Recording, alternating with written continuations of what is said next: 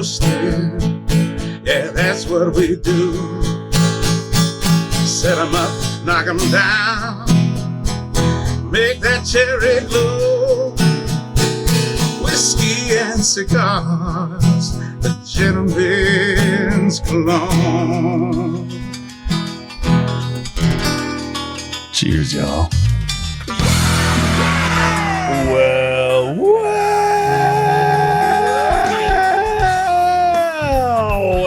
That sounds like a party about to happen, but it also sounds like you've been partying a little bit.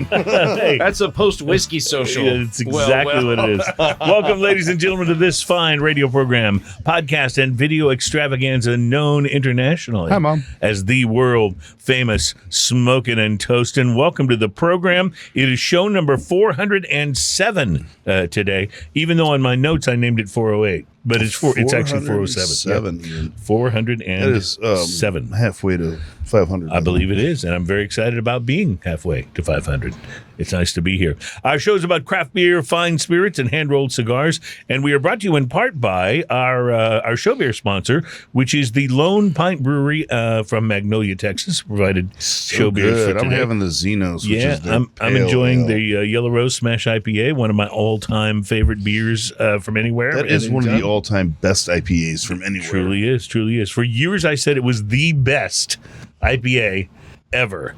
And boy, there's been a few challengers to it, but I'm still going to say it's certainly one of the best. If it's not, it is either the best or it's damn close. It's pretty amazing. I'll say that. And made, just a little bit up the road from us here. So Yep. very exciting. It's nice to have you guys on. We want to say a big thanks to last week's special guest, Abby Heim from Great Heights Brewing, and her father, friend of the show, Jim Heim. We did bring your dad to the show day. It was on the famous front porch. Yeah, that was fun. That was fun. I always enjoy spending time on Jim's front porch because there's always cigars, always whiskey. It's just a really, really good time. Thanksgiving is next week. Thanksgiving is next week. That's. Do you have any big Thanksgiving plans? You doing family stuff? What are you doing? Yeah, well, my sister's going to host Thanksgiving again this year. She's been doing that for the last few years, so I don't know if I need to pitch in. I think last year I pitched in a pulled pork just for fun for those who wanted a break from the... Your pulled pork is outstanding, dude. It really is good. If I say so myself. Yeah. So that's really it. I'm not going out of town or anything like that. We're gonna chill, and any days off I get, I'm gonna sit around and enjoy. Good. Well, and the weather's finally starting to break here a little bit. Yeah. Like here in Houston, we had a couple days that were, now it's not that like that today, but we had a couple days that were like below 75 degrees. Yeah, and it's going to get cold, I think, in nighttime across the next week, too. So we'll look forward to some shifting temps. A lot to talk about on the program today. Today's show title is Home for the Holidays with Shiner Beer. And Shiner has released a Home for the Holidays 12-pack, which Ian has been kind enough to bring in. 12 returning favorites, it says. Different Shiner beers in here. And because we feel like it's our duty to you, we're going to try all 12. We're going to try all 12, tell you what we think. Yeah, and that's just the way we roll here on Smokin' and Toastin'. So we're really super excited about that. We do it for you. Yeah, that's right. A couple of teasers for you. We I learned back in broadcasting that you're always supposed to tease, like those promos they run on television that say, school buses are harming your child. The story at 11. Yes.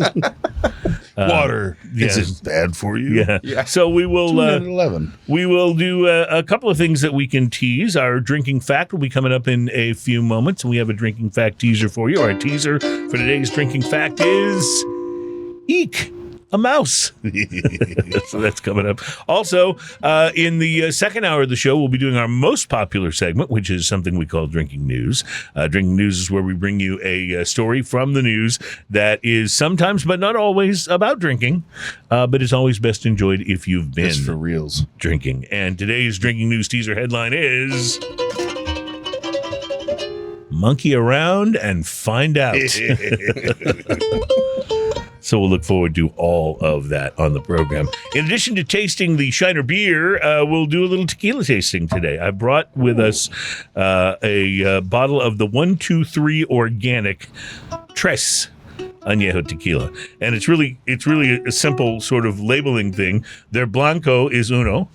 The Reposado is dos, and the Anejo is tres. Well, they got their labeling nailed. Yeah, they really do. It's got a big old 3 on it, as you can see. So that kind of works. So we'll be taking some time to sample a little of that in between the 12 beers. And as if that and the beer that we started out with, the show beer, isn't enough for us to drink, Ian was kind enough to bring our beverage today that we're going to try without knowing what it is. It's something we like to call The Beverage of Mystery. So Ian brought today's beverage of mystery, or bomb, and he is the only one who knows what it is. Terry and I will be sampling potentially for the first time.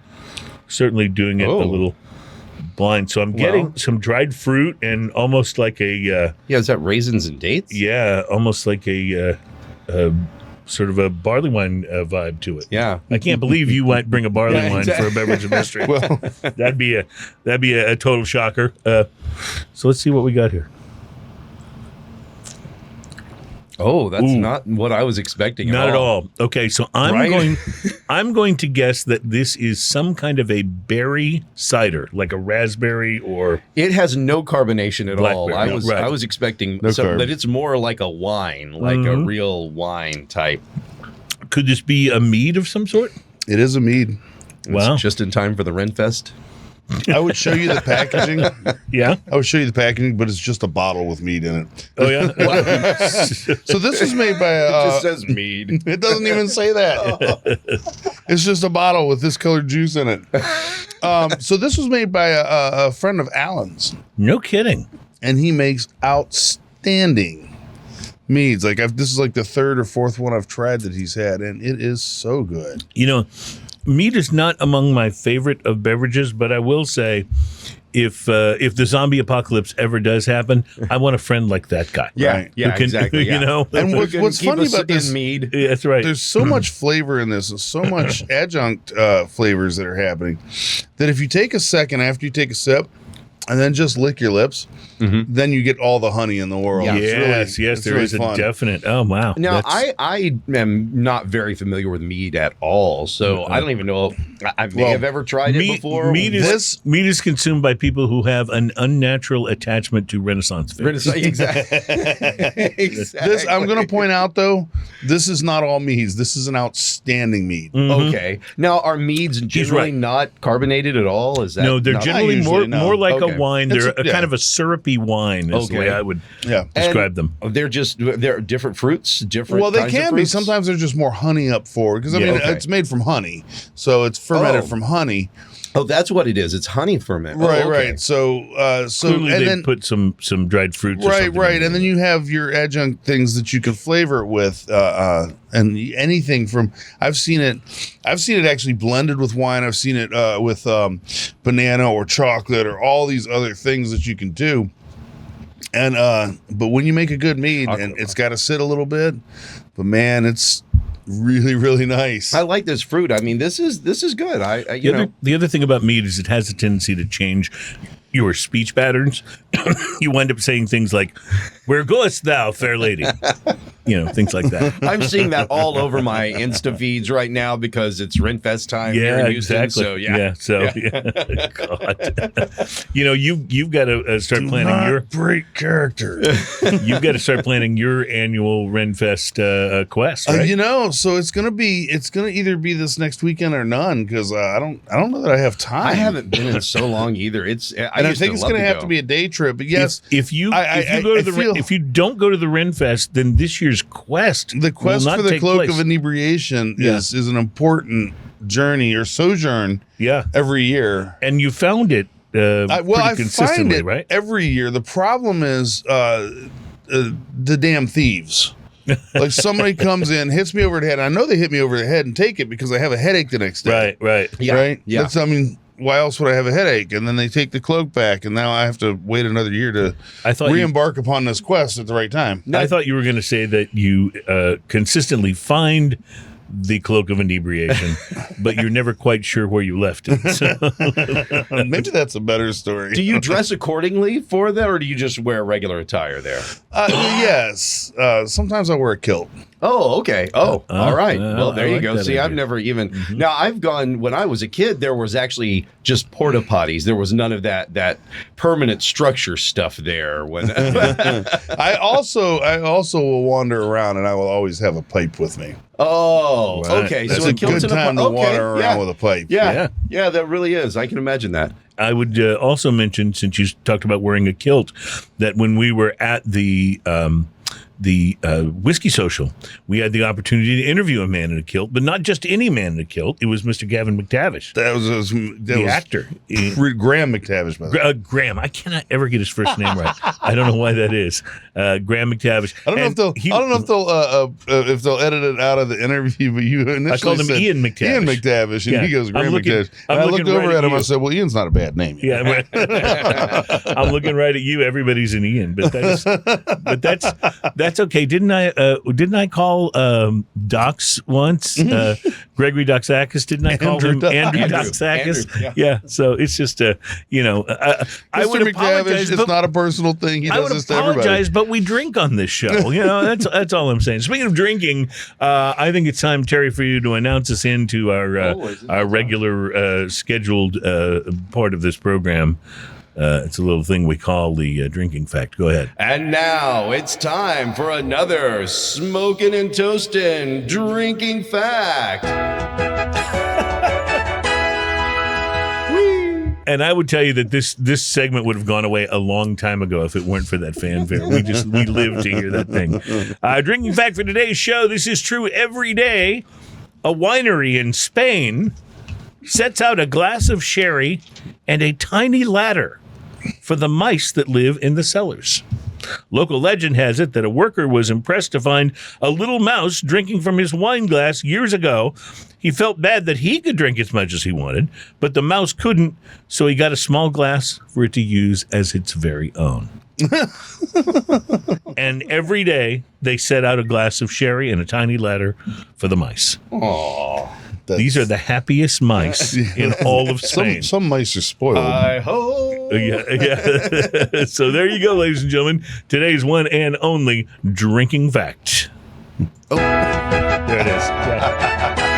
The trigger slipped. Better late than never is the way that it goes. All right, so we got a lot to talk about today. We are going to be trying 12 different Shiner beers from the 12, and I suppose it's a variety pack because 12 Days of Christmas, Home for the Holidays variety pack. We'll be trying that out. We'll be sampling some tequila, as I mentioned. We'll talk about some... Do you suppose with this variety pack that they actually mean for us to try one per day instead of all of them in one I don't day? know, but we don't have that many shows between now and That's true, Christmas, so that's we true. have to kind of make up for a little lost time. Plus a dozen delicious cigars you should be smoking right now. Yeah, and the Casada sisters have taken over Casada Cigars. We'll tell you all about that, plus some cigars to watch for, all coming up. This is Smoking and Toasting. Our program is all about craft beer, fine spirits, and hand-rolled cigars, and we will be right back.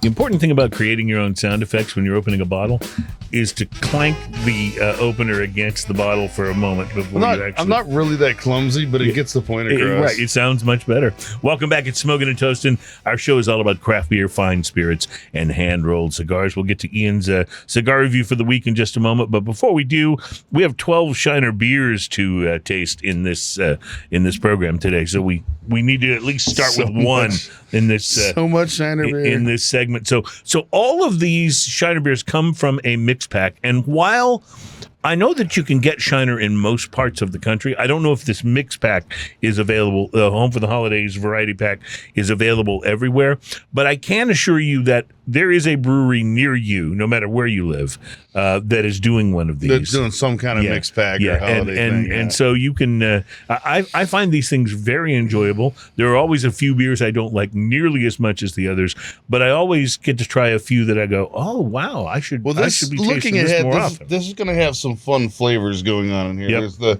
and we've had the s'mores beer on. I think I brought the s'mores beer on as a beverage of mystery yeah, once, I believe right? you did. Yes. There's their Hefeweizen, their farmhouse ale. They got a Shiner Cheer, I think. You know, it's a whole box of 12, and there's no Shiner Bock in there. There's no Bock in it at all. So and it it's goes- not all holiday. It's just all their different kinds of beers. Right. And for the holiday, they Okay. released it. I think there are a few of these with a holiday theme, but So we're starting with the Kolsch. yeah, the first one is the Kolsch style beer, and this is a fantastic beer. We've had this before. Yes. And nothing wrong with Shiner's Kolsch at Yeah. all. And I have found that generally most breweries that make a Kolsch, like, I don't know whether this is a hard one to mess up or it just seems to be good. Like all the Kolsches that I have tried from all different breweries seem to all have this wonderful crispness about them, maybe a little hint of apple, and they just are really delicious and thirst quenching. Perfect for summer, but also perfect for this time of year too. Yeah. I dig it. So Ian, did you have a chance to smoke while we enjoy this Kolsch? Do you have a chance to smoke anything interesting this week? Well, I did. In theme for the week, actually, as a matter of fact, because Yes. oh, where's my volume? Oh, there it is. Oh, you have something to play for us. Hold on. Very professional stuff here. Here it Oh, nice. Okay. just as a So was that This is a clue what's going on. something to do with the train, or was that to do with the big fight? so this week I picked up the Tyson Undisputed 2.0 cigar. Oh, well, there you go. We had read that he was getting into the cigar biz. So this is he came out with a version of this a couple years back, but this Right. is the 2.0 version. I had the Maduro. This was the Gordo Extra, weighing in at 7 inches by 60 ring gauge. So a pretty big cigar. Yeah, it's just a beast of a cigar with Doesn't surprise me that Tyson's not necessarily doing a lot of Lancheros. right? With a Mexican San Andreas wrapper, leathery and oily with lots of veins, a Cameroon binder, and a Connecticut Corojo filler. No. The appearance appearing in the black band with red lettering, of course. Mm-hmm. Pre-light sniff, classic tobacco, boxing glove leather. Because boxing. Of course. Yeah. No, I got it. I got it from the very beginning. That one wasn't hard for me to. Coffee and chocolate. The pre-light draw on this, I thought about chewing the end of the cigar off. Instead, I settled for punching it. Okay. I get it. I hear you. It had a medium See draw. what you did there? It had a medium draw with coffee and some gritty mocha going on there. Coming out of the corner in a relaxed fashion, touting hints of coffee and gritty mocha, taunting me with an underwhelming amount of smoke. Yeah. I ended up clipping the end Yeah. and was rewarded with a much livelier smoke. This one's starting that out a happens little bit sometimes. slow. Yeah. When you punch, sometimes it's just not pulling enough smoke through. Sometimes and my you have punch to- wasn't enough. Yeah. You That's know, right. just couldn't take it down. So you went with the old rope-a-dope. That's right. And I clipped it off. This one's starting out slow. Retro Hills, a little bit of coffee going on the end. Let's see. Coming into the next round. It's not doing it. You could have just given me the sound effect. Yeah. Okay, well, that would have been. That Ding, would have ding, been. ding, ding. Let's There you go. imagine a ding, ding, ding. Coming in the next round, inside the squared circle, I pick up a hint of pepper and baking spices as they go back and forth with coffee and mocha, each seeking dominance. Just before the round ends, the San Andreas wrapper begins to spice up and show its true colors. A bit of spice and woody notes with the mocha foundation. The Retro Hill is sweet and woody. Solid ash, perfect burn. Proposed pairing with this. I actually was at my house when I was smoking this, so I went inside and performed the whiskey sniff. What'd you wind up with? Man, I went through actually quite a few, and some of them smelled so good with it. The Booker's was an outstanding one, and the Eagle Rare was really, really nice. Really hard to go wrong with those But two. what landed it was Macallan 12. Really? Wow. And I had just enough for one nice tall pour, probably what 3 landed ounces. it? I see what you did there. So overall. So the 12-year-old Macallan with the sherry cask finish paired exceptionally well with this.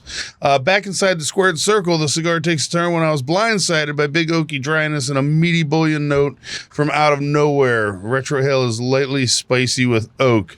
Solid ash, perfect burn. The last third of this cigar, dancing between sweet and savory, the footwork keeps me on my toes and looking for the next swing in flavor, which is leather and earth with complexity not usually found in a cigar this size. The experience is well worth the 1 hour and 45-minute smoke yeah, time. for sure. Retro Hill is medium spicy, solid ash, perfect burn. I'm going to go ahead and drop this bomb on you before the break. $20. I give it a 4. Wow, that's and a 4 is really for a $20 cigar a pretty good mark. Yeah. It's hard to justify a $20 cigar unless it just blows At away. $20, it's not as good as what I can get from Plasencia. Right. I got you. At $15, I would have been real happy. We got to take a break. We will be back. I'll tell you about my cigar this week, and we still have a lot more to talk to and more Shiner holiday beers to try. They're not really holiday beers, but they're in a holiday package. So Yeah, some of them are holiday. I'm feeling festive.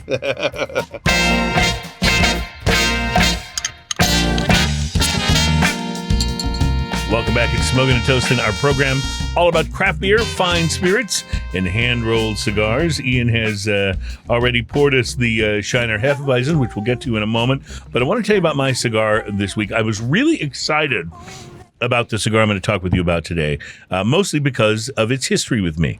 I smoked one of these that our good friend Chris Hart, who nobody cares about, gave me back in the day, and I really liked it. It's the Timeless Panamericana. Yes. The Epicure, which is a Robusto size, made at that time by Nat Sherman.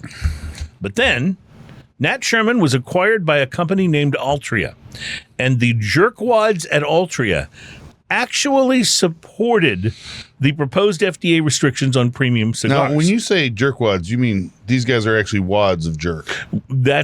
I chose jerkwads because I was unsure if we could use the other words I was thinking of and leave the broadcast licenses of our affiliate stations in place. But I believe you're allowed to say jerkwads, so I certainly hope so. And apologies if that's on the list and I didn't know.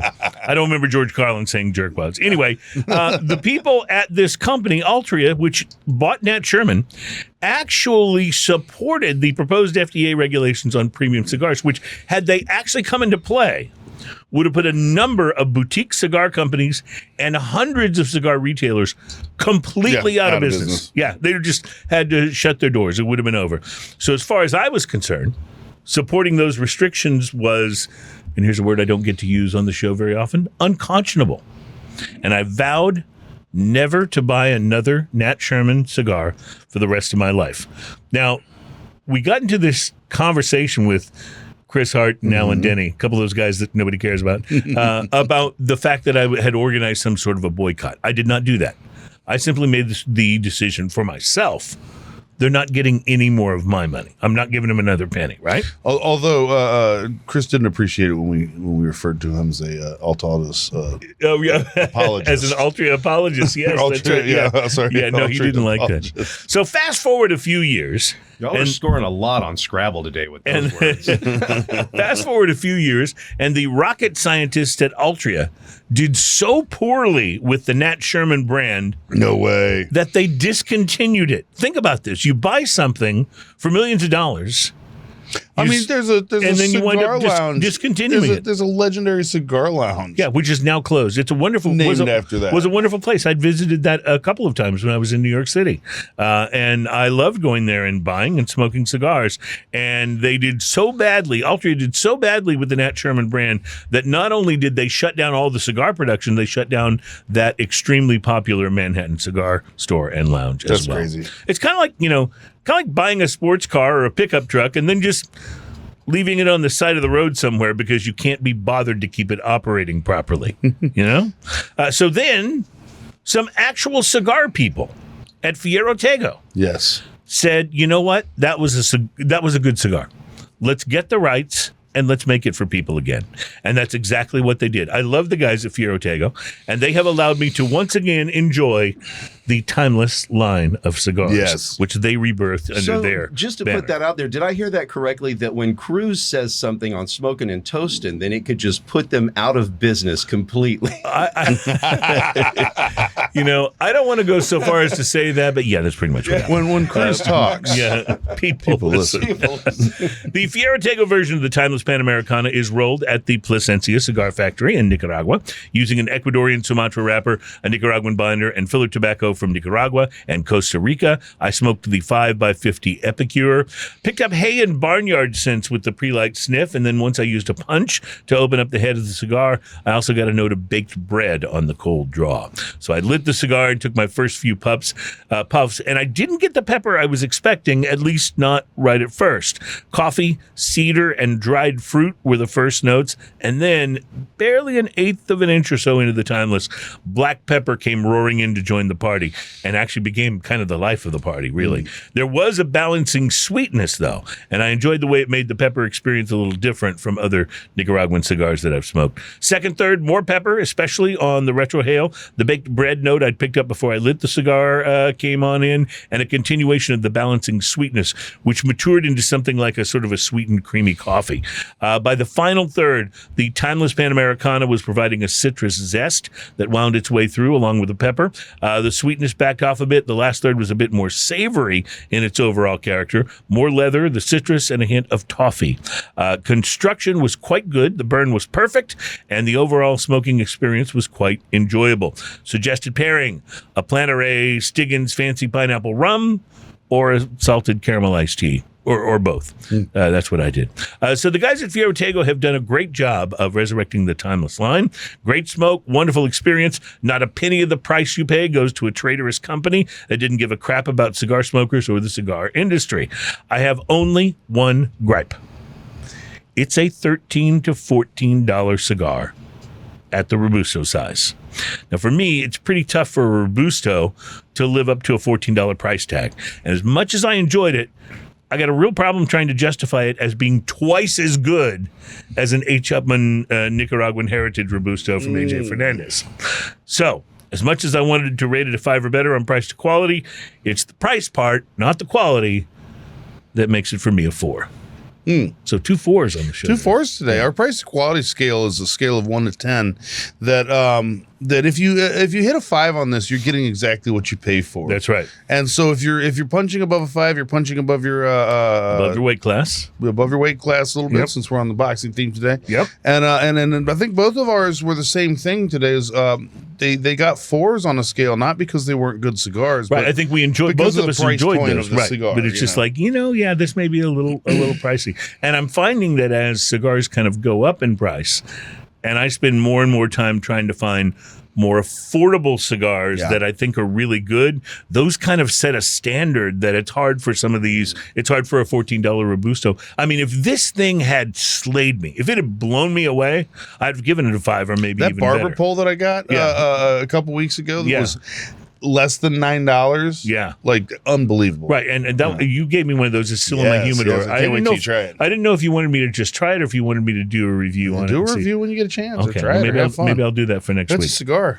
In the meantime, let's talk beer. You have poured for us the Shiner Hefeweizen. Yeah, so this is I've the had this, but I Hefeweizen. don't really remember it, to be honest. To be honest with you, not my favorite Shiner beer, but I'm not a big Hefeweizen is my least favorite beer style. There's a few out there that are amazing. Yeah. But this is my least favorite beer style. You know what, though? This is extremely drinkable. I get, a lot of Hefeweizens have so much of that Weizen, for lack of a better, I just made that up, by the way. I don't know what Weizen is. So they temper that a little Extra bit. Weizen. They temper that a little bit with the, they brew this with orange and lemon peels. Right. So and you get a little bit of honey added. You get a little bit of that citrus, a little bit of the honey, and just a touch of that banana sort of taste that Hefeweizens often have. Hefeweizens are always going to have that banana on the back end of it, right? And by the way, very timely that we would have a beer today with a little banana on the back end, because in drinking news, we're going to talk about monkeys. Monkeys. But if you look in front of you, the next beer that I've poured is the Shiner Cosmos Now, Reserve. I This have is had much darker. I have had this one. This is a very interesting beer, and I love that Shiner. Shiner is so known for their ubiquitous Shiner Bock, and it's so good that. And it's become so well known and popular that a lot of people just don't know that Shiner does all these other interesting and cool beers, which is what makes this holiday variety pack so cool.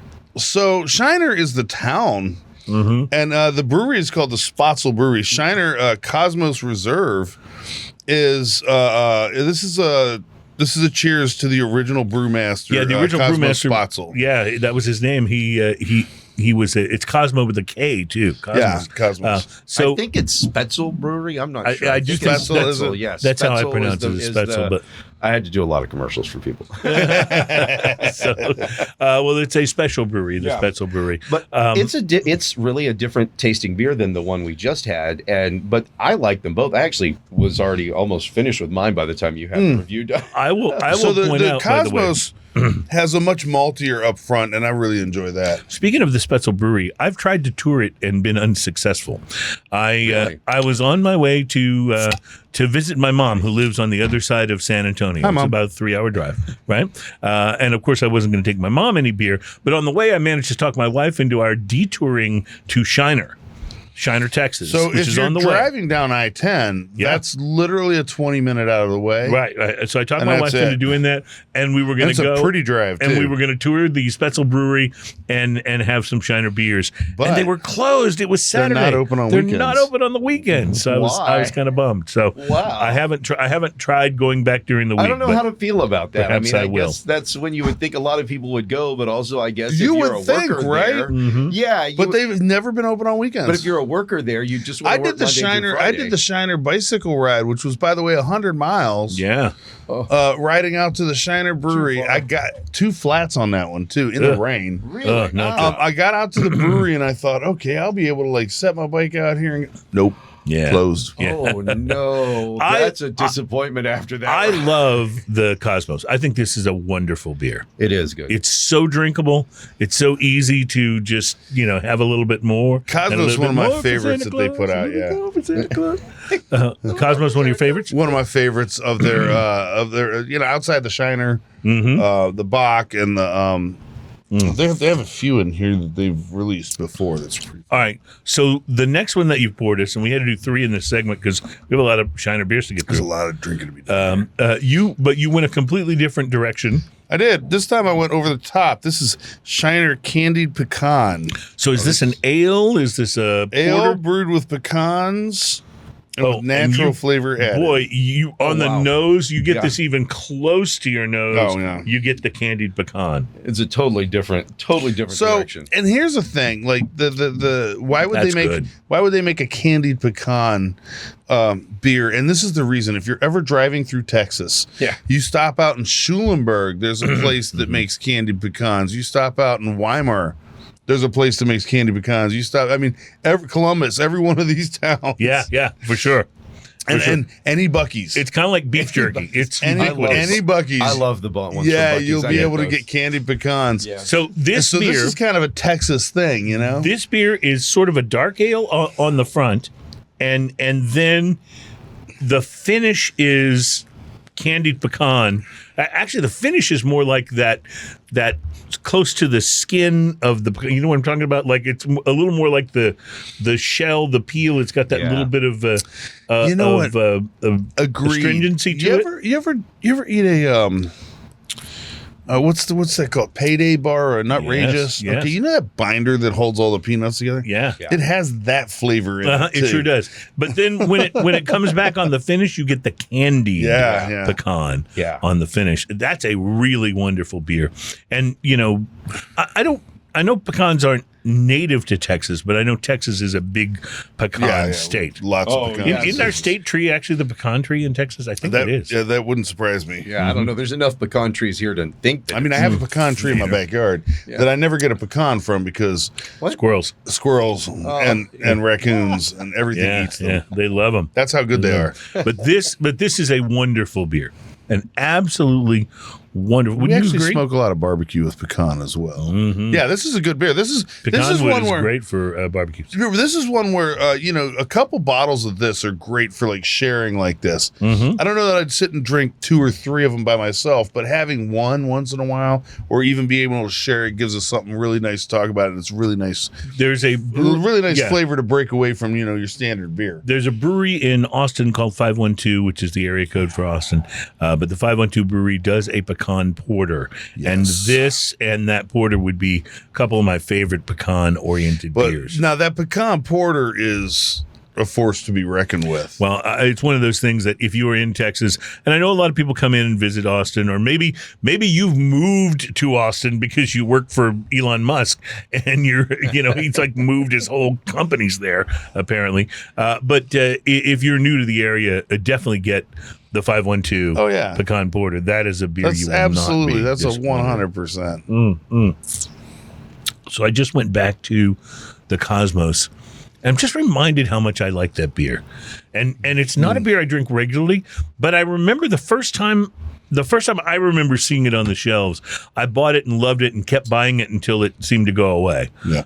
So I would assume that's a season. I don't see it. I don't see it in 6-packs as much, except for they have some mixed 6-packs sometimes. Right, that will have it in there. It's You kind of know, or a interesting. mixed 12. That's like they have the family mixed 12 that has like 3 of 4 different beers. Right. I know what you're talking Right. about. Yep. Well, in our case, we have 12 different beers. It's And pretty we've only outrageous. tried 4. So it's early in the show, and I hope we make it to the end of the show, but we're going to do our best to taste them all for you.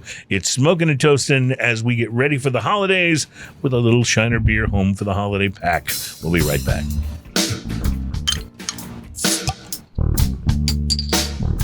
Well, welcome back, my friends. This is Smoking and Toasting, where we do our best not to spill beer and taste 12 of them. That's today's show. Like, that's what we're trying to accomplish on today's program. So far, doing pretty good with the non-spillage part.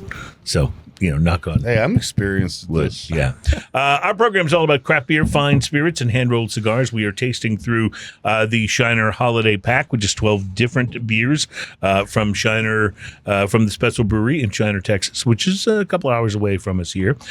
We are fortunate here in our home state that some of the more important breweries are still open. Shiner is still open, still doing its thing. Our friends over at St. Arnold Brewery here in Houston, still open, still doing their thing. But you remember what I said during my cigar review when I talked about how that company, that horrible company that bought Nat Sherman and then operated them so poorly that they wound up just shutting them down? Mm-hmm. Same thing happens in beer. Miller Coors at one point, not too many years ago, bought Leinenkugels. Yeah. A very well-known craft beer brand with a funny name, but does really, really well.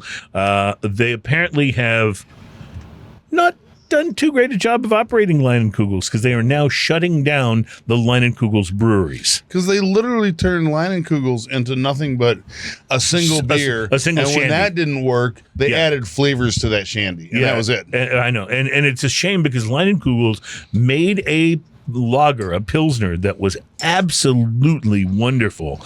And I have not seen that on store shelves in a very long time. The Leinenkugels brand is not going away. They're simply going to brew it at their Milwaukee. Is that an older brand? Yes, It's is. been around for a long time, right? It's not the oldest craft beer brand, certainly, but it is one of the older ones that's been around for a while. Yes, Leinenkugels. Okay. And, to me, it's just like these big companies that have this money to go out and invest. I mean, it's like their eyes are bigger than their stomach, right? They want to buy all these cool brands to make themselves cooler.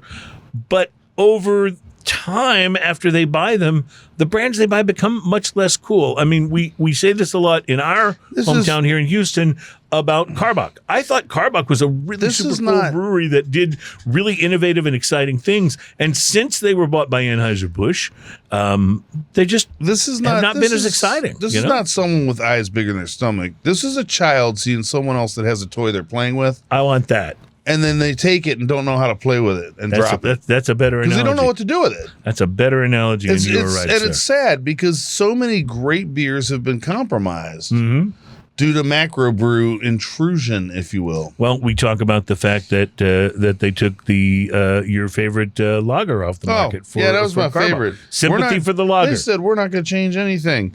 They buy Karbach and immediately, I think we already have a lager. We're going to go ahead and get rid of that. Yeah, even though it was completely different from It their was one of the lager. most popular beers they had. Yep. And not only did they do that, but they took the Big and Bright, which was their grapefruit IPA, which I loved, and they said, "Yeah, you're using too much grapefruit." Once they backed the amount of grapefruit off, it didn't make it. It wasn't bad. It just wasn't special anymore. Yeah. And that's kind of to me the core of when big beer buys your beer. They don't necessarily make it bad, but they have a tendency to make it not special anymore. Goose Island, one of the most famous acquisitions from Anheuser-Busch, Goose Island out of Chicago, they still make a wonderful yearly barrel-aged special, which you can still buy. It's still worth it. I still try to buy it every year. But I used to love their Goose Island IPA. And I never buy it anymore. It's not the same. It's not the same. They're mass producing it out of Anheuser-Busch headquarters in their larger breweries around the country. And it's just, I mean, it's not bad, but it's just not as the good. same. It's not the same. And that, my friends, You know, is another a shame. travesty was Rolling Rock. Oh, dude. I used to love Rolling Rock. When you buy fresh Rolling Rock, Yeah. like green bottle and all, if someone took care of it and it was nice and fresh, it was so delicious. I was watching before the election. That wasn't it? I remember Before that. the election, I was watching because there was so much focus on Pennsylvania. I was watching this special about watching the election in Latrobe, and all I could think of was The from the glass line line, tanks of old Latrobe. That was the old Rolling Rock advertising line. Yeah, as soon as they and they kept the bottles the same. They even had a little blurb on the bottle that said, "We kept this intact just for nostalgic purposes." Yeah, But it said it real small. And but they underneath should have everything. kept the beer intact for They really nostalgic should have kept the purposes. beer Yeah. intact. What they should have done. What are we tasting here, Ian? This is the Farmhouse Ale. So the farmhouse ale is the first one you're trying. The farmhouse lighter one? farmhouse ales tend to have a little funk to them, and I don't know how else to describe it, but they have a little funk. And it's not a bad thing. It's just a thing. So on the label, it says FM 966, which in Texas means farm to market 966. So it's like a particular farm road. That's the road that leads down in front of the brewery. I'm guessing so. And I have to say, this is really good, but I'm not getting a super large amount of funk. I'm not. They've tamped it down substantially in this.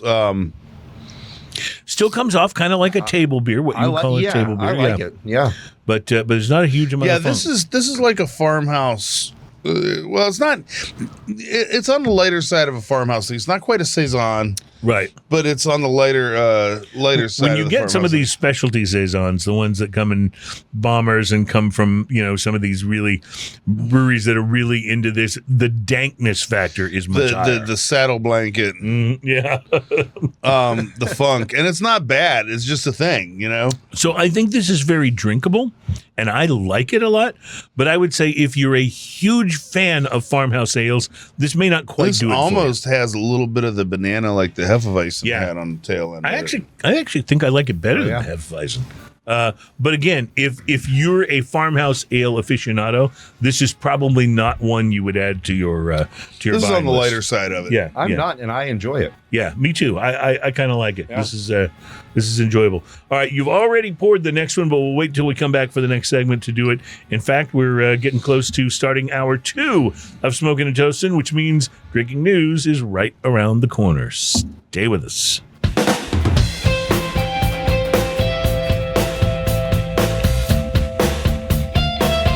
Welcome back, my friends. It's Smoking and Toasting, our program all about craft beer, fine spirits, and hand-rolled cigars. We are tasting a beer that Ian actually poured in our last segment, but we didn't get to yet. But I'm kind of excited about this. This is the amber, and It's you the can tell amber, it's yeah. a darker color of yellow, not necessarily straw-colored, but definitely a deeper amber. There's a beautiful beer-like beer. Mm-hmm. I mean, it is like when you think of what does beer taste like, this is what it is. Oh yeah. And this is one that I don't see it in the stores a lot, but every time I go to the brewery, they have it there. Although, don't go to the brewery on the weekend because they're not open. Yeah, unless they've changed that. But they're not we on mentioned weekend. this. No, this is really a wonderful beer. It's got a definite, sharp kind of flavor profile. So it tastes like beer, but it tastes like a really beery beer, if that makes sense. Was comedian Jim Gaffigan used to talk about bottled water because people pay for water. He goes, "What are they like? This is more watery than regular water, and this is kind of more beery than regular beer." Is kind of what I'm getting at from this. But I do like the amber. Now, admittedly, Ian, some of these beers that we've had, these first 6 here, have been a bit similar to themselves, if that makes sense. They've been beers that kind of have that. They're all variations on a pale or a Right. Yeah. And they're all good, and they all are different. I'm not trying to say they're the same beer with different labels on them.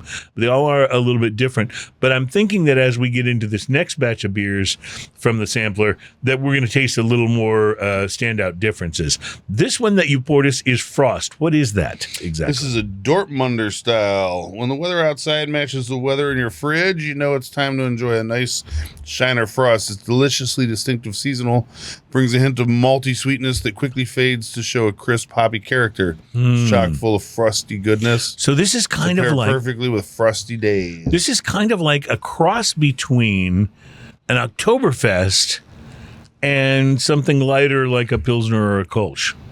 You get that little hint of malt like that's the a really good Oktoberfest. way of putting it. Yeah. Because you get But that it's malt up front, and definitely sweet up front, which I Then really like this. It finishes like a Pilsner. It's got a little bit crispier finish to it than you would expect, especially from. Yeah, it's actually quite delicious. They've balanced this one really, really well. So if you're someone who kind of likes the idea of Oktoberfest, but they get a little too maybe malty for you, this is a good balance. Balance. I Shiner would Frost. definitely call this sessionable. Boy, no kidding. Yeah. In fact, I want another 5 right about now. I mean, seriously, this is it very much has the Doritos effect going on the finish. Now, are all of these 12 beers easy to find in like Specs or the store? In I know that some of them are, but I don't think all of them. Okay. Would you agree with that? Some Ian? of these, I think, you'd only be able to find in this pack. this pack, Okay. or at the brewery, perhaps, or yeah. at the brewery. Okay. Like I've never But seen, not on Saturdays. I've never seen the Shiner Frost on its own. I've never seen. But I've seen the Cosmo. I've seen the Hefeweizen. The Cosmos I've seen on its own, and a couple others. I think I've seen the Farmhouse too. The FM. I've seen the 966. Farmhouse in a variety pack. Okay. So but again, yeah, and some of those that you get like 3 different four, right, four and the bottles of s'mores I've seen before too. We've actually had this on the show. I brought it on yes. once as we're going to try that next. I brought that on once as a beverage of mystery. Well, and, Ian's pouring the s'mores. pouring the s'mores. I will introduce you to Raquel and Patricia Quesada Vega. They are now running Quesada Cigars. The company was founded in the Dominican Republic in 1974 by Manuel Manolin Quesada, and he worked alongside his son, Manuel Manolo Quesada. And then I think his son left to write stuff on Broadway. No, that's a different Manuel Lin Miranda. I'm sorry, I got confused there. Anyway, Manolo was the face of the operation for years, but the ownership was a little more complicated. The company was originally owned by my grandfather, Patricia Quesada Vega says, and when he died, his sons inherited. The sons were Manolo Quesada and his brother Alvaro. But the company has now been passed over to the ownership and direction of Raquel and Patricia Quesada Vega. I don't know when all that happened, but it seemed like Quesada was around quite a bit. Yeah. And then there's been a lull for the last 10 years. They've been. I know it was about 10 years ago that I discovered their amazing cigars that would come out once a year. Oktoberfest. The Oktoberfest cigars, Man. right. And honestly, the Oktoberfest I think it peaked at the 2016s. Those the were so Oktoberfest good. from 2016 was for about 2 years my favorite cigar in the world. I just absolutely loved it. And all of the subsequent Oktoberfest releases that I have tried have been good.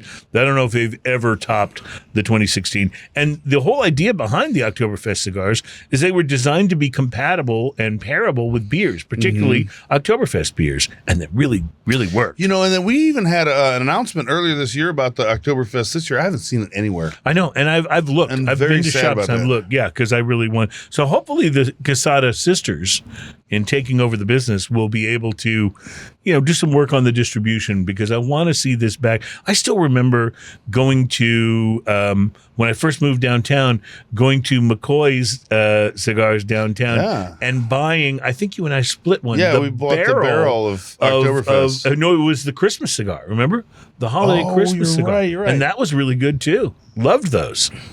Yeah, Quesada is one of those brands that that if I see something new by them, I'll pick it up. But I haven't seen anything for a while, so it's not surprising to me that the ownership's been turned over a little bit, and hopefully at this point in time they'll bump it up and bring it back into a more prominent brand, because Hope so. Because their cigars are so good. Yeah, definitely. So I just want to mention this. You know how sometimes you have a beer and it advertises itself as like tasting like a particular thing.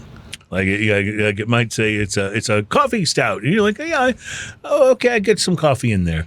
Or it might say it's a pineapple ale. You might say, well, there's a little bit of pineapple in there.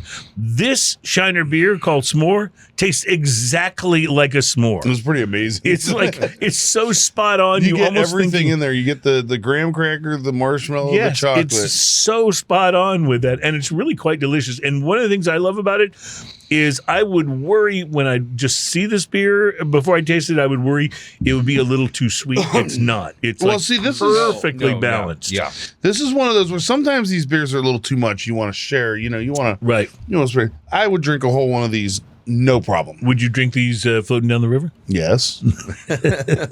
I know there's not a lot of river floating this I would time have to of year. save them for that season, though, because at this point in time, that river real cold. Yeah, that's exactly. There's not a lot of river floating going on right now. They call it the Frio River for a good reason. Yeah. Agua frio, por favor. Yeah. Terry, what are your thoughts about this s'mores beer from China? I like it. I think it's great. I mean, it's a great. It's just a great flavor. I think it's it drinks well. I mean, I really it's nice, and it's not too sweet. You're right. It's great for.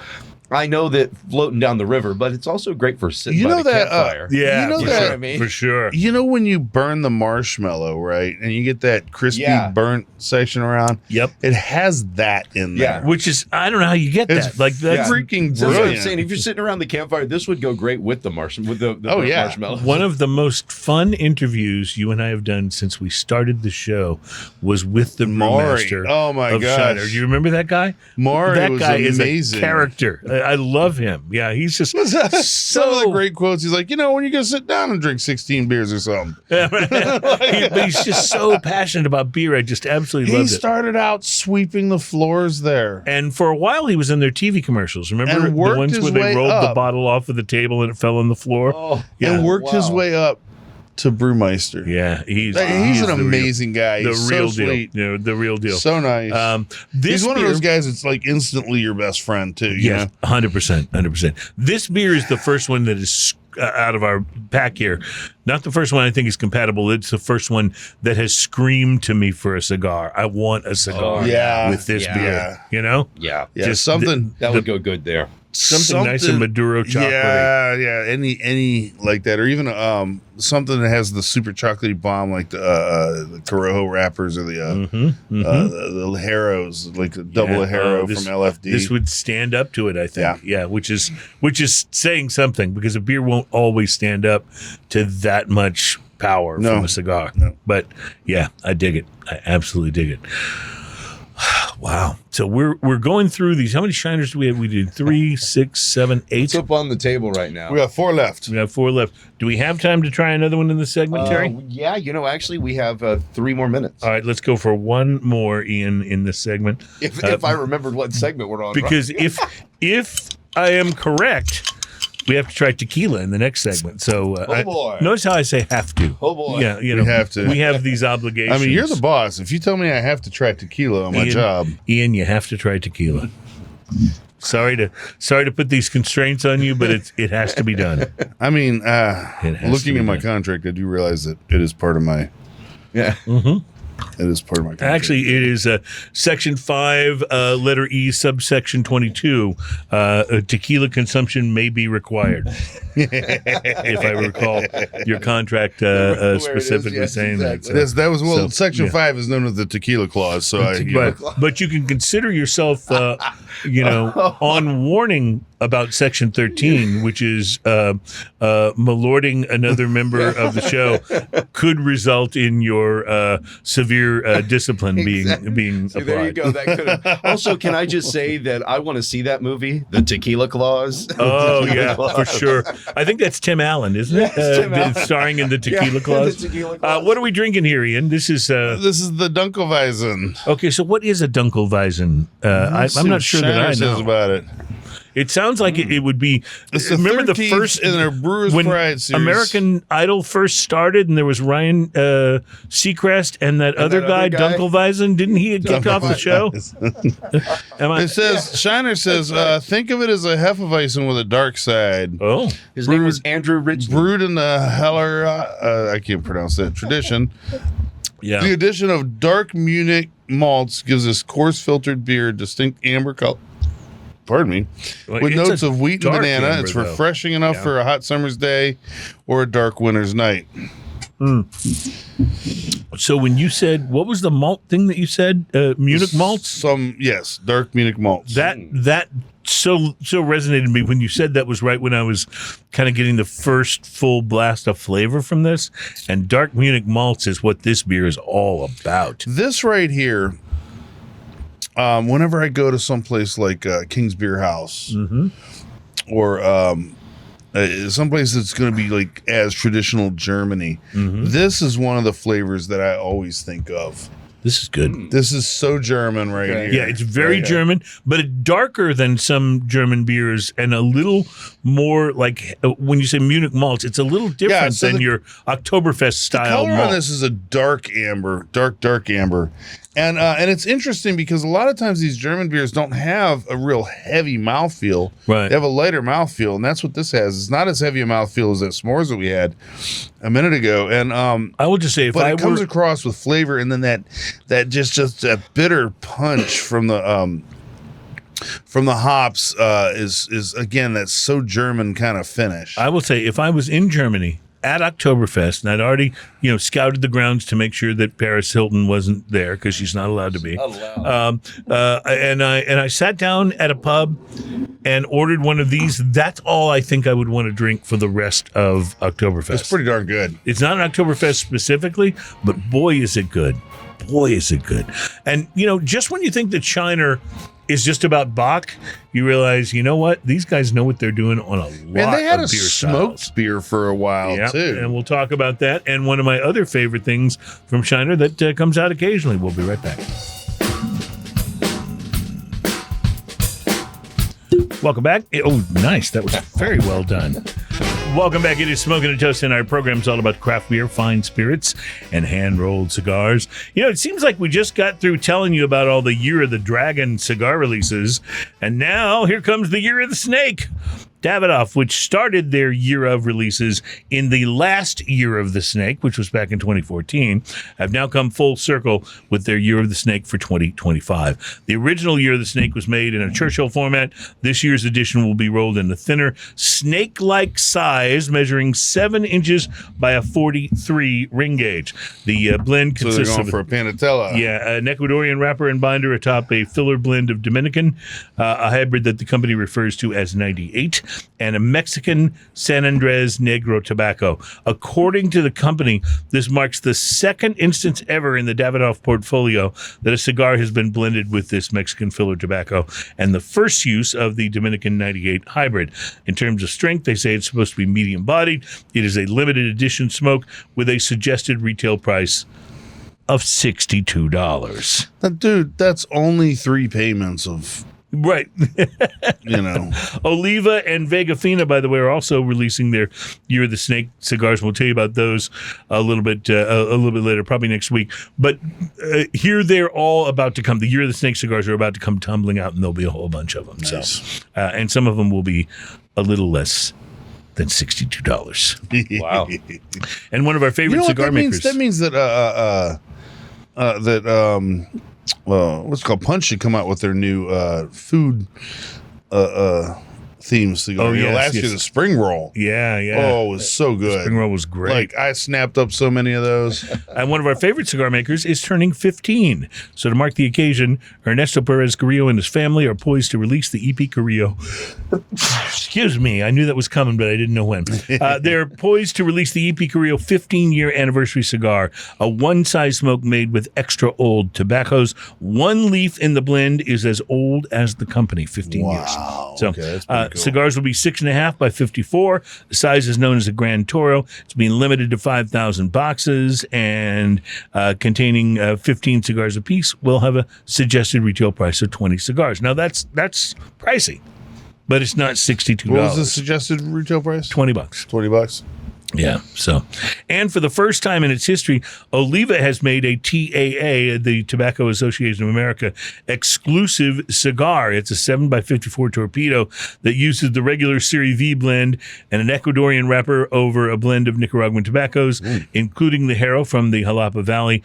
Each cigar has an MSRP of $14.33 per cigar, which makes it about $172 per box. Production limited to 2,000 boxes of 12 cigars, and they are already shipping to TAA member stores, which your local cigar shop probably is. I will be buying some. Yeah. So that sounds pretty good. I mean, you're talking about companies. The companies you're talking about so far are companies I'll buy hands down. I'll buy anything they make just to try it. Absolutely. And Oliva is definitely one of those companies. 100%. EPC, 100%. Yeah. General Cigar Company is bringing back the Weller by Cohiba brand, a limited edition cigar intended to pair with Weller bourbon. Only this year, they've taken a slightly different approach. The 3 previous releases had binder leaves aged in Weller 12 bourbon barrels, and the 2024 edition was made with binders aged in a barrel that once had Weller full proof bourbon. And those cigars have just started to ship. So you might be looking for that. The Weller by Cohiba brand. Cohibas always seem a little high priced to me, but this is one I may have to try. Yeah. You know, and not that I haven't tried others before. Well, they had it. It came in a black tubo. Yeah. The Weller. Right. I do remember that. Ian, we have some tequila poured here.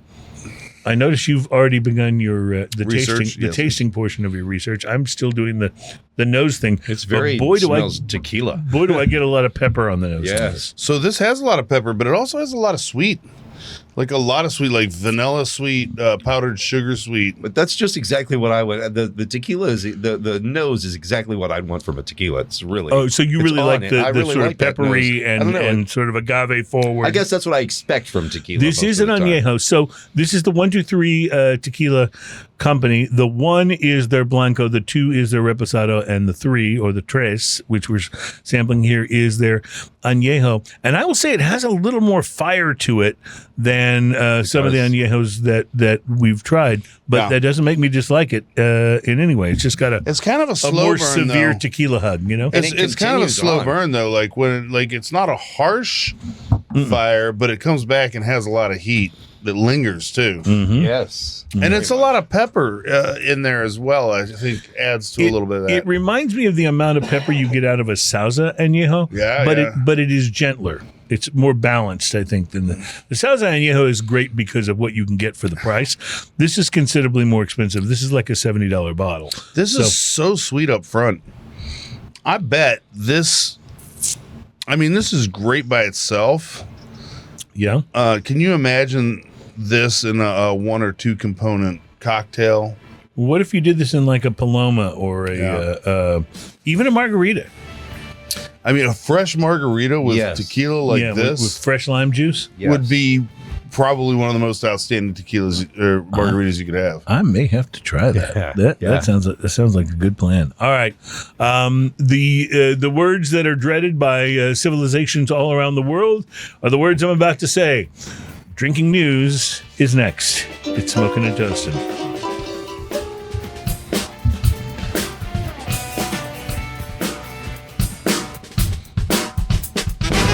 Welcome back to Smoking and Toasting. Our program is all about craft beer, fine spirits, and hand-rolled cigars. And I love how we basically only use the front end of that, so we don't really get to the guitar part, which is, keeps us from, I'm just saying. No, for those who have no idea what I'm talking about, one of Ian's former bands there, that's a track from them. And so your guitar part You say comes up things a to little hurt my feelings. I do, yeah. And a part of you dies. A little bit part of it dies inside. Yeah. It's the part of me that cares. Yeah. Speaking of the part of you that cares, I bet you care about this. You've already poured us In our next 1909, the Shiner Brewing Association drilled a well on the land where the Spetzel Brewery now sits. 55 feet down, they hit the mother lode. Cool, clear, limestone filtered water that we still use today, dry hopped with mosaic hops. Our golden ale has a unique tropical aroma and malt. And flavor that is balanced by sweetness from the malt and delightful, easy drinking brew. Crisp, clean finish. Some say it's as good as gold.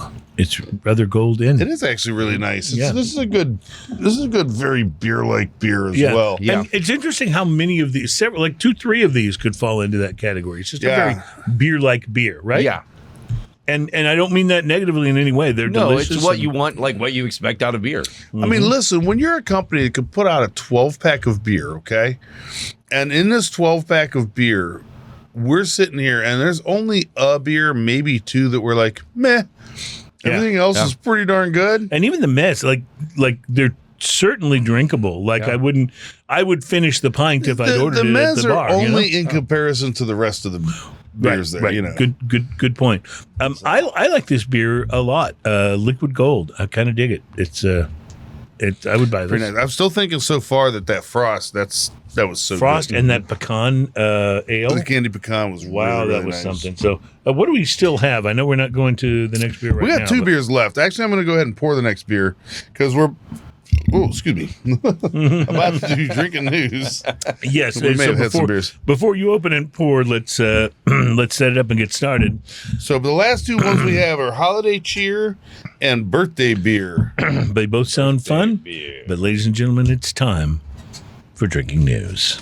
Drinking news, drinking news. Now it's time for drinking news. The Florida man with one arm said he had a gator for a pet.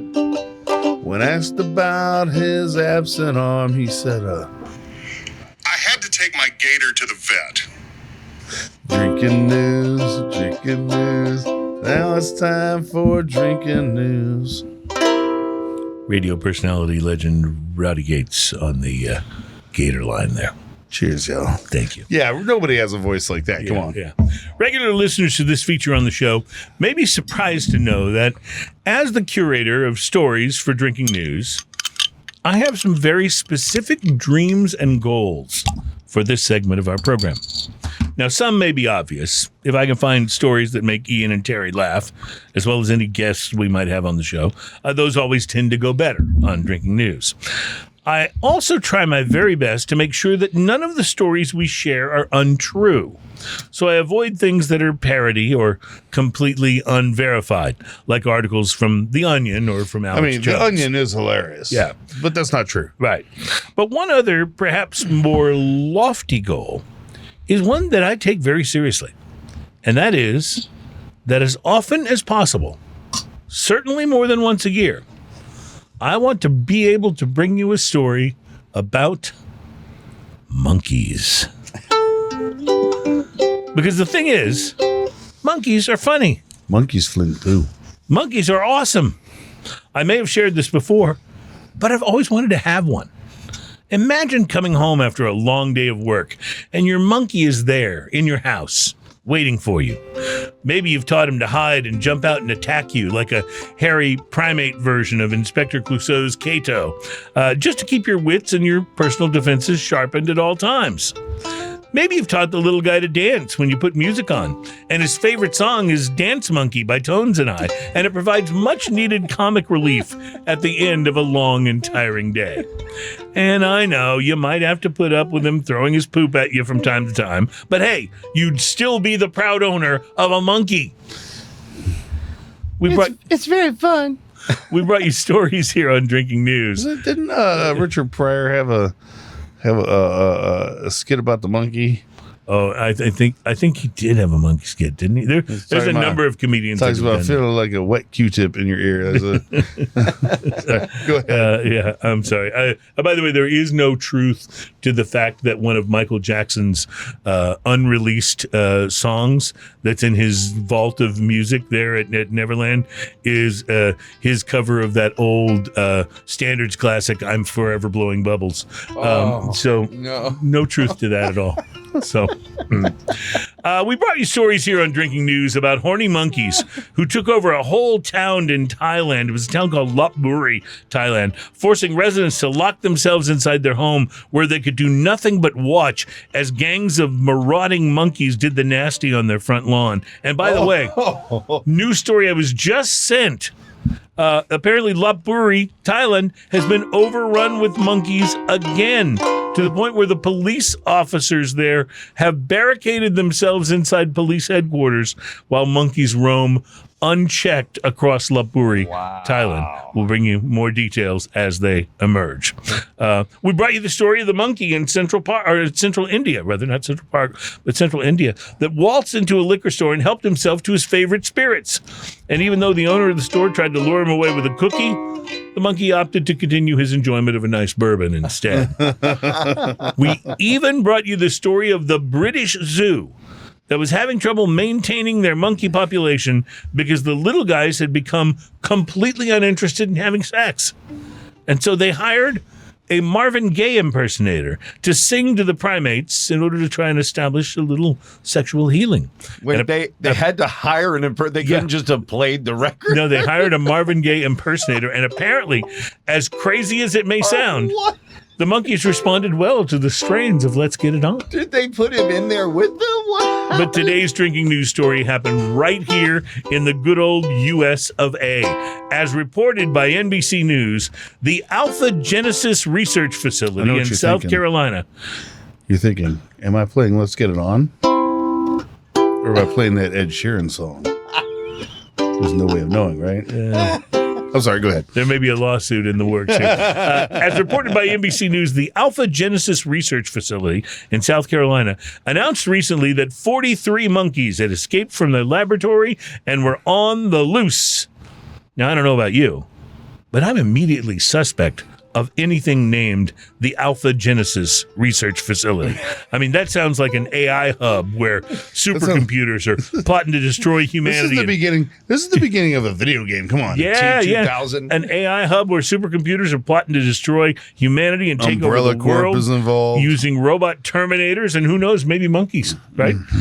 Or it sounds like the super weapon technology from Star Trek. Wait. Did you mean robot monkeys or Terminator monkeys? Monkeys and maybe robots and maybe monkeys is what I said. Robot chicken? Yeah. Or it sounds like some super weapon technology from Star Trek, where you can launch the Genesis device and have it obliterate life on a planet and set up new life of its own. Guys, Spock died to keep the Enterprise crew safe from such a thing and to keep the technology out of from falling into enemy hands. Spock, need I say more? Remember I told you those very rare movies that I saw as a child? I also saw that one, The Wrath of Khan. And it was good, too. The best Star Trek movie of all time. When he goes, Khan! You can hear it across the universe. Maybe the monkey escapees from Alpha Genesis found out that the other monkeys in Britain were getting a Marvin Gaye impersonator and thought, we don't get anything like that here at Alpha Genesis. We're out of here. But whatever the reason, police in Yamasee, South Carolina, have issued a warning on Facebook telling residents not to interact with the animals and to call 911 immediately, saying residents are strongly advised to keep doors and windows secured to prevent these animals from entering homes. If you interact with them, you might be screwed. And in conjunction with the research facility, officers are using thermal imaging cameras to attempt to locate them and have set monkey traps all over the area to try and catch these primates on the lam. What does a monkey trap look like? That's exactly what I wondered. How does a monkey trap work? I mean, do you put a banana inside and wait for the little guy to wander in? So Is there like a net? Slam the cage door shut? Yeah, okay, yeah. It's a box with a stick holding up on the front end. And a banana. Right. Yeah. Do you put a video monitor inside the cage playing episodes of the marvelous TV show from the 70s, Lancelot Link, Secret Chimp? You know, the one where the only actors were monkeys and they were spies and secret agents, and the stories were interspersed with awesome scenes of a monkey band playing instruments and singing songs in English. I mean, that is must-see TV right there. It's pretty amazing. Oh, and a sidebar, by the way, I was thrilled to discover while researching the story that Amazon Prime is now streaming the entire one-season series of Lancelot Link. I don't care how much my wife wants to watch Yellowstone tonight. We're settling in with some popcorn for a Lancelot Link binge session. I am sure she will thank me That afterwards. sounds like a romantic evening, bro. Or file for divorce, one of the two. But back to our South Carolina monkeys. These are not the first animal escapees to cause concern. Back in June, several camels escaped from a petting zoo in Sandusky, Ohio, and caused people to flee in fear, which is exactly what I do. Camels are so much scarier than Saying monkeys. things like, a camel. Just watch any of the clips on YouTube where people are driving through those wildlife places and camels attack them for their food and spit all over their Camels will cars. spit, yes. But that's not important right now. Reports indicate that only one of the escaped monkeys is actually still at large as of the time we're bringing you this segment. And I have to admit, there is a part of me that wishes that the monkeys in South Carolina had been able to make a clean getaway and were free to roam the neighborhoods of Charleston and Myrtle Beach and swing from the trees and have the time of their lives. I mean, people travel all the way to Costa Rica to see something like that. And South Carolina is much closer. And if you get hungry, they have Waffle Houses everywhere. There's none of those in Costa Rica. But hopefully, any monkeys that are actually captured will be treated well and not subjected to horrible tests and things by the evil scientists at Alpha Genesis. Maybe they'll even get some sexy music like the British monkeys. I guess maybe it's okay to trap them if they're getting some nice tunes when they get back to the facility. And of course, since I love monkeys so much, this entire story has left me quite inspired. And as most of you know, when I become inspired, I often like to express myself by writing and sharing poetry or prose. So I've used that inspiration to write a poem of suggestion to those whose job it is to trap the monkeys and return them to Alpha Genesis. And even though more than one therapist have recommended against it, I'd like to share that prose with you here. Could I get a little monkey poetry music, certainly, please? certainly. Do you want a sexy music or do you want it? How about Shock the Monkey by Peter reflective? Gabriel? I think sexy music, yeah. I think Shock the Monkey. And it goes a little something like this. Lay down by the fire. They've escaped from a lab or a zoo. Lots of monkeys. You know what to do. Wire traps will work great. Use bananas for bait. Just be careful. They might throw their poo. Reporting live from the Alpha Genesis Research Facility, where the remaining monkeys seem quite pleased with my Marvin Gaye and Teddy Pendergrass impersonations, and they seem to be keeping their poo to themselves. My name is Cruz, and that is your... Drinking news, drinking news. That's our time for drinking news. Cheers, y'all. I'm just telling you, monkeys. At least once a year, I have to do a monkey story. There's an inherent funniness to it. I mean, it's just the way it is. Holiday cheer, ladies and gentlemen. Oh, holiday cheer. So you have poured a Shiner. This beer is actually called Holiday Cheer, correct? Yes, this is ale brewed with peaches and pecans. Oh, I love this. I love the Oh, nose. boy. Yeah, it's got quite an interesting nose. Wow. Peaches and pecans. Okay. Now, I've had this before. You got it on the the peach nose. is so like right up on the nose. Wow, it is. Yes. Mm-hmm.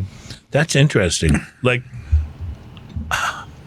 This is not one of my favorites, I was going to say, I think I expected to enjoy it more based on the nose. but my sister absolutely adores this beer. She doesn't drink beer, and she'll buy this once a year. So, Interesting. yeah. So it's not for everybody, but the peaches and Not my pecans favorite, are for real. but it is for what it is. I totally respect it. And the it's good. peaches in this don't come across like peach flavored peach. No, it comes across like that meaty part right next to the right next to the skin. Yeah. Real peach, like just fresh from the real can. deal. Yeah, and it's not too sweet. It's got a little bit of that peach bitter. Right. It's not like the peach, like fruit cocktail peach. Yeah, Right. Yeah. No, not at all. It isn't syrupy at all. No. All right, I can handle that. So we have one left that we can do in the next segment, right? One left. Okay, so this has been an interesting show. We've actually taken down 11, I'm sorry, of the 12 Shiner beers in this Not box. to mention the show beer from Lone Pint that we started with. And a little bit of tequila. And tequila. Which And I saw, mead. And mead, Did that's someone right. say tequila? See, we got him on the Pee Wee Herman vibe, and it's totally working. love it. All right, we'll be back to round out one more beer. It's Shiner birthday beer, and we'll do that when we come back.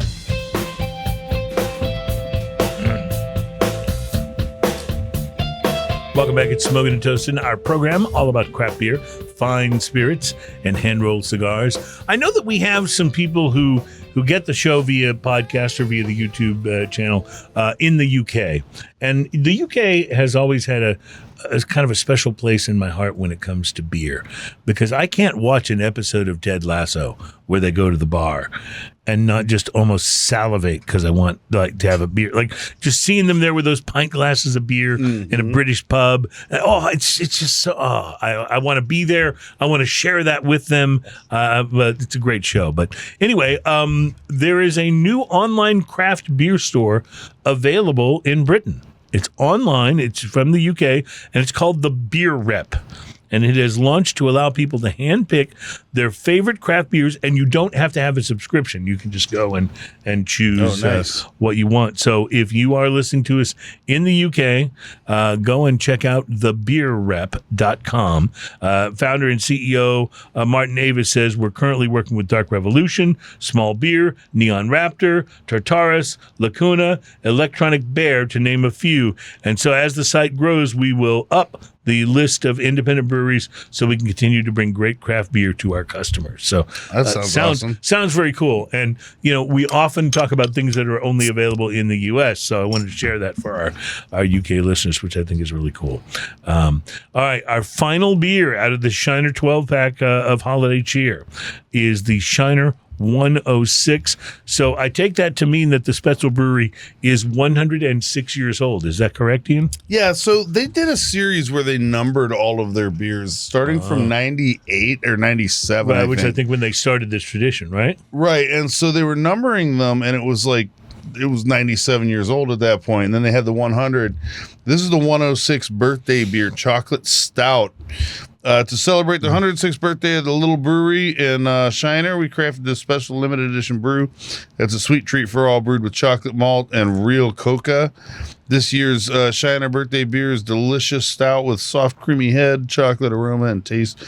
And Dude, slightly sweet finish. Dude, let me just tell you, what you need to take care of that cough is a little bit of this There's beer. a little bit of this. Now, here's what's Medicine. interesting. Here's what's interesting. This does not have the heavier mouthfeel of a lot of stouts. It's not thick and syrupy. It drinks more like an ale, but that flavor is so strongly wonderful. It's really nice. Yeah, it really is. And they do one of these every year, but it's not always a stout. No. Yeah, this is pretty nice. Drink That this really beer is good. that's as rich as Shiner's heritage while it lasts. Once it's gone, you'll have to wait a year for another birthday surprise. What I think I like most about this beer is the finish. Once you have swallowed and the finish kind of comes back to you, it's like gritty cocoa. Like, did your mom ever get cocoa out of the little tin? Right. It's kind of oval shaped ish, and she would spoon it out into whatever she's making. It's like that. It's like if you took a bite of that, which isn't necessarily, you didn't necessarily want to do that because it was not quite sweet enough, right? It was just kind of, but that's what it leaves you on, and it's so authentic. It's such an authentic taste. I love that. This is a really good it's beer. pretty nice beer, man. I'm a fan. So out of all the beers, 12 different beers. Did you have a favorite? I'm still thinking the Frost. Oh, you really liked the Frost, didn't The you? Frost might be my favorite, although we had some pretty good ones on there. I really liked that pecan ale. The pecan, the candy pecan was really nice. The Dunkelweizen was real good as And well. this is really good, too. And then, of course, I've got the old favorites. The Kolsch and the Cosmos are also favorites. I'm a little surprised. What I'm a little surprised wasn't in here because it's one they make seasonally every year. They do a Shiner Ruby Red, which is a the Texas grapefruit. Yeah. And it's not like that real Ruby Red grapefruits are not like they're further away in the family, I guess you would say, taste wise, from an orange. So it's not that grapefruit that's kind of like a slightly sour or tart orange. It's way over in a different taste category, and Shiner has captured that taste perfectly in their Shiner Ruby Red, which comes out once a year. Usually, I think it's the fall. Oh, is it in the fall? I was going to say maybe it's the summer. Season. Yeah. If you get the LaCroix Pamplemousse, Oh yeah, it's that same kind of grapefruity kind of flavor. It's interesting. And you could add vodka to it, and you'd really be going. Right? Well, there's that. I love that. LaCroix and vodka is a good combo, by the way. So your favorite though, probably the Frost. Terry, Probably the Frost. did you have a favorite? Boy, there were some really good ones. I don't know. I liked that farm. Oh, you like the farmhouse? I liked the farmhouse, and I thought that which is interesting because I don't think a farmhouse would normally be Terry's choice. No. But that was a good one. There was a couple of. The Cosmos was good, but the s'mores one was really good too. Yes. the s'mores one's good. I have to say, on. Even this birthday is a great. If you want a chocolate, a chocolatey little coffee bomb there, it's really good. And this really does have a little bit of birthday cake vibe to it, doesn't it? Like you almost it really does. You almost like can like feel the heat from the candles. Yeah, yeah, they really did a good job. Yeah. The aftertaste it tastes like you just had a cake. Well, I don't think as a show, I don't think we give Shiner quite enough props for how awesome that they are. Yeah. They're a little bit further from us than some of our local Houston breweries, and it's easy. I don't know, just because they're part of the scene. Like it's easier to just sort of dismiss them. Oh yeah, like Shiner, I love those guys. They're awesome. They're a bigger brewery and they're so ubiquitous around here. Sometimes we ignore the things that we see every day. Well, I guess they're 100%. so big because I was just thinking. Look at the 12 different kinds that they have in here, and that doesn't even include all of their lineup. Wow, they must have gotten huge to be able to brew this much and put it out of this many different kinds. It is true. I bet this really kept lot. their brewer hopping for a while. They have expanded too in the last few years. Yeah. So. Go and check it out, but not on Saturday. Not on the weekend. Yeah, not on the weekends. But no, I really enjoyed this. This was a really interesting taste exploration to go through all 12 of them, and if I'd just done all 12 of these at home, that'd have been a very different experience. So it was more fun to share it with you guys, and I'm less incapacitated than I would have been had I gone to all 12 Had you done it all on your own. All right, we got a lot of good things coming up on the show. It's going to be a busy couple of months, so we have much to look forward to. We want to thank you guys for being a part of the program. Next week, if I got this correct, our wine expert Mark Burrell returns to give us some tips on wine for the holidays, and it's always a fun show when Mark is on, so we're looking forward to that. And he'll be talking about retail bottles at this point in time. Right. Because So Mark is no longer at the restaurant. He's no longer. This will be at, stuff that you can go out and buy, at your local. So very, very excited about that. Always good to have Mark on. We'll be looking forward to that next week. Until we meet again, then, my friends. Cheers, y'all. Ditch that guy. We'll go outside. I know what we can do. There I go. I've been told I can't win. So there